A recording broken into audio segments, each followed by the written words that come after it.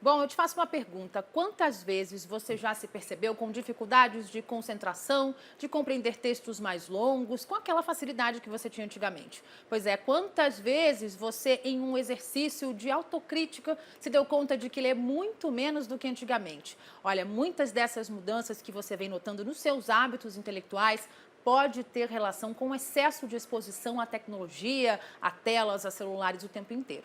E esse é o tema da minha conversa agora ao vivo aqui no estúdio com o Gilberto Xavier, que é coordenador do Laboratório de Neurociência e Comportamento do Instituto de Biociências da USP. Oi, professor, boa noite. Muito obrigada por nos atender. Bom, eu começo perguntando para o senhor, né? Quais as mudanças que a neurociência, que os estudos têm mostrado no nosso cérebro depois que a gente teve esse contato com tanta tecnologia e tanta informação o tempo inteiro? Olha, eu acho que para entender esse assunto nós precisamos primeiro entender um pouquinho como é que é a constituição do sistema nervoso. O sistema nervoso humano é constituído de bilhões de neurônios. Se calcula-se 67 bilhões de neurônios. E eles se conectam de uma forma extremamente complexa. Cada um se comunica com cerca de 10 mil. E isso cria uma rede nervosa. E desde que uma criança é concebida e o sistema nervoso dela é constituído, essa rede nervosa vai sendo construída, de tal maneira que cada experiência tem um impacto nessa rede nervosa.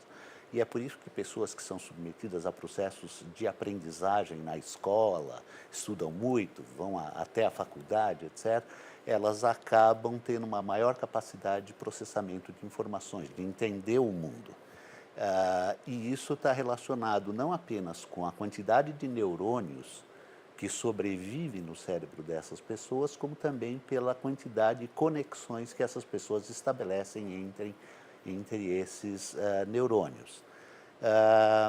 Basicamente, o que a gente está observando atualmente é que, com a tecnologia, as pessoas estão sendo bombardeadas com uma série de informações, e informações, via de regra, relativamente curtas. Superficiais, né? Isso, exatamente. Relativamente curtas, não há uma densidade e são várias informações. Então, o sistema nervoso das pessoas hoje se vê numa condição em que ele fica mudando de assunto a intervalos relativamente pequenos de tempo e, obviamente, isso tem um impacto na construção do sistema nervoso.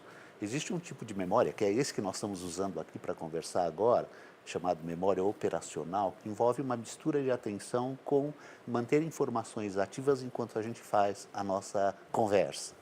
E, basicamente, quando uma pessoa lê textos densos, mais cheios de raciocínio, ele treina a sua capacidade de memória operacional de tal maneira que isso muda a própria dinâmica do funcionamento do sistema nervoso. Diferentemente, se a pessoa é exposta a uma condição em que ele tem poucas informações, curtas, o treino que se tem para manter as informações e para mudar o foco de atenção é diferente. E isso tem um impacto na forma como essa pessoa passa a processar informações. Claro. E esse impacto, ele queria que o senhor me ajudasse a comparar, né? Ele é maior no cérebro dessa geração de agora que já nasceu com a internet do que nós, por exemplo, que vivemos num mundo ainda analógico, um bom período da nossa vida, grande parte da nossa vida vivemos num período analógico. Esse impacto nesses cérebros é diferente? É diferente principalmente pela natureza da informação que é veiculada pelos diferentes meios. O que eu quero dizer com isso é, as pessoas antes eram expostas à informação através de livros, e os livros, eles trazem, pela própria natureza do material, a natureza da veiculação da informação, eles trazem informações mais completas, mais densas, análises mais minuciosas.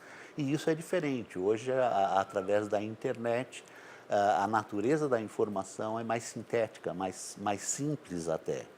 Ah, Tudo tem a ver com a natureza da informação que é veiculada e não com o instrumento de veiculação. O que eu quero dizer com isso é, se você pegar materiais, textos, informações com o mesmo grau de complexidade que você tem nos livros e colocar na internet, ou seja, você usa a mesma natureza da informação por veículos diferentes, o impacto seria basicamente o mesmo, ou seja, usar ou adquirir a informação por meio de livros ou adquirir a informação por meio de meios digitais Não faz não faz diferença, né? diferença. Eu imaginei que fizesse uma diferença, eu, no meu pensamento leigo, porque quando você está concentrado no seu quarto, sem distrações, parece que é aparentemente mais fácil você ter essa absorção, né, de textos mais longos, porque a internet é inevitável, ela te desconcentra, né? Você está lendo um texto, aí tem um link te chamando para ampliar a ideia daquele texto, e você abre várias abas e acaba não lendo nenhuma e não absorve nada, né? Exatamente. Quer dizer, se a informação for veiculada através da internet,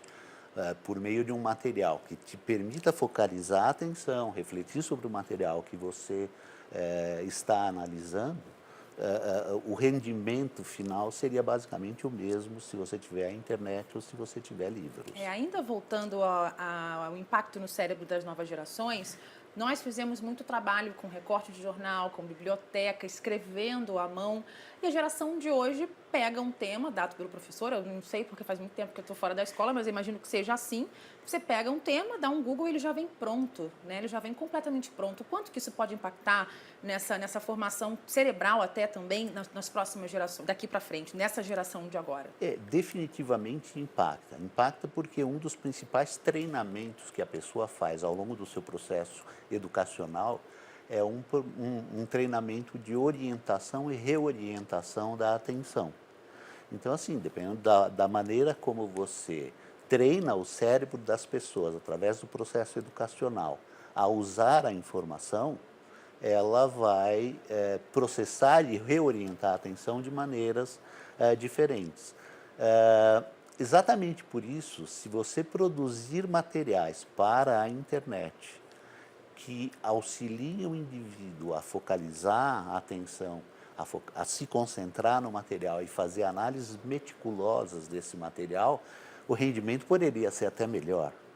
Então, assim, o veículo não faz muita diferença. Você lê, existe uma discussão muito importante aqui de estudos, sugerindo que se você lê em papel ou se você lê na tela de um computador, o rendimento é diferente. É muito provável que esses estudos não tenham controlado o histórico das pessoas que participaram dele. Porque, assim, o treinamento de ler em papel é o que a maioria das pessoas com idade média hoje tiveram. Claro. E o treinamento com internet é da nova geração, é uma geração talvez dos últimos 20 ou 20 e poucos anos.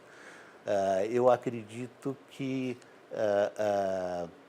não importa muito a forma como você veicula, mas sim a natureza da informação e o grau de complexidade da informação que é veiculada. Se você veicular os mesmos conteúdos por um meio ou por outro, o rendimento seria o mesmo. Professor, rapidamente, só para a gente encerrar, qual dica que o senhor daria, né, para as novas gerações, tanto para as velhas gerações, para todos nós que estamos expostos à internet, a telas o tempo inteiro, para que a gente possa não atrofiar o cérebro? Olha, eu acho que eu não diria que o cérebro está sendo atrofiado, ele está sendo treinado de uma maneira diferente. Que nenhum de nós conhece os resultados ainda, né? Eu acho que existem estudos na área de neurociência mostrando, essencialmente, que o sistema nervoso é uma estrutura plástica, ou seja, ela se molda em função da interação do indivíduo com o ambiente, da interação do indivíduo com tecnologias, com informação e etc. Eu acho que o importante é que o indivíduo treine os processos de focalização de atenção, e isso se obtém através de inúmeras formas. Por exemplo, estudar é uma forma de você concentrar, é uma forma de você controlar a sua atenção para focalizar num determinado ponto. Aprendizagem musical é outra.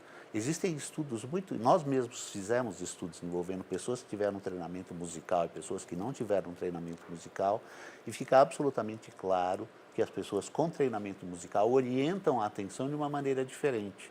Normalmente, a maior parte das pessoas sem treinamento musical, elas tendem a privilegiar o lado direito do campo visual, do campo visual. E os músicos, eles não fazem isso. Por causa do treinamento, eles orientam a atenção igualmente para ambos os lados. Então, ou seja, a forma como você treina a atenção ao longo da sua vida acaba fazendo com que você oriente a atenção de uma maneira diferente. Então, para as pessoas, a dica que eu dou é treinem, focalizar a atenção, se concentrar no material que você está tentando estudar, está tentando aprender, e, eventualmente, se você se interessar por um outro material, conclua este, faça uma síntese deste e reoriente a atenção, porque, de novo, nós estamos fazendo controle de atenção nesse momento. O cérebro realmente é fantástico e foco é necessário. Muito obrigada, viu? Eu conversei com o professor Gilberto Xavier, que é coordenador do Laboratório de Neurociência e Comportamento do Instituto de Biociências da USP, que veio conversar com a gente aqui ao vivo no estúdio. Obrigada, doutor. Professor, na verdade. Até a próxima. Muito obrigada.